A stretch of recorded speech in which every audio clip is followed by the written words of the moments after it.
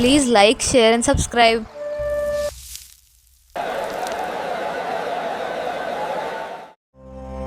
కాశీ శివుని క్షేత్రం, కాలం ఆగిపోయే శాశ్వత స్థలం.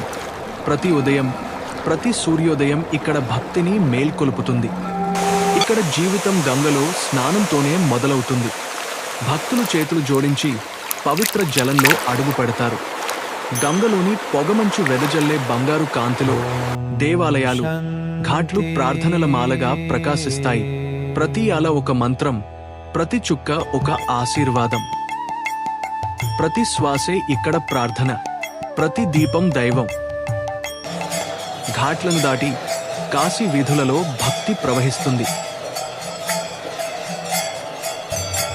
భక్తుని నుదుటి మీద వేసే తిలకం కేవలం రంగు కాదు, విశ్వాసానికి గుర్తు.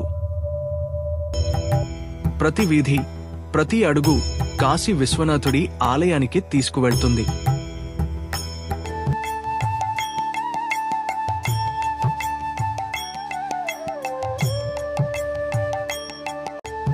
విశ్వనాథ ఆలయం తలుపులు తెరుచుకున్నప్పుడు కాశీ గుండె ధడి కొడుతుంది.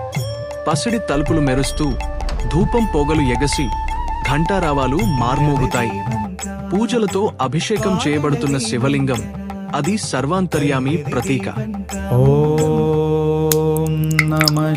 ఇక్కడ విశ్వనాథుడు నివసిస్తున్నాడు.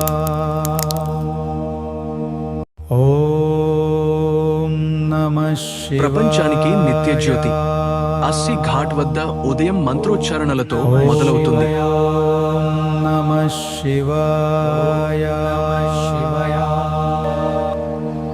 ధ్యానంలో కూర్చున్న సన్యాసులు గంగలో కలిసిపోతారు. Please like, share and subscribe.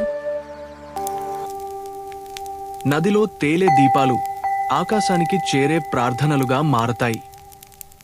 ఇక్కడ పిల్లల ఆటలు, ఆచారాలు, పూజలు అన్నీ ఒకే చోట కలుస్తాయి.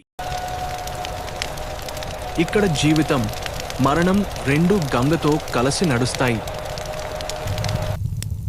మణికర్ణికలో జ్వాలలు ఆకాశాన్ని తాకుతాయి. చివరి సంస్కారాలు జరుగుతాయి. కాని గంగ తన కోగిలిలో వారిని చేర్చుకుంటుంది.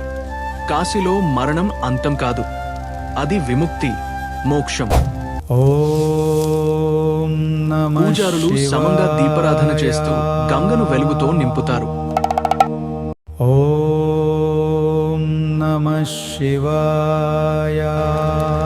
సాయంత్రం అస్తమయ సమయంలో దశాశ్వమేధ ఘాట్ దీపాల సముద్రంలా ప్రకాశిస్తుంది. భక్తులు గుంపులుగా చేరి ఘంటలు, శంఖాలు మార్మోగిస్తారు.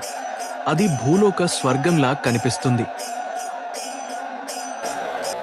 కాశీ కేవలం ఒక నగరం కాదు, అది శాశ్వతం. ఇక్కడ గంగా ప్రార్థనలను ఆకాశానికి తీసుకెళ్తుంది. ఆత్మ శివుడి వెలుగులో విముక్తి పొందుతుంది. Please like, share and subscribe.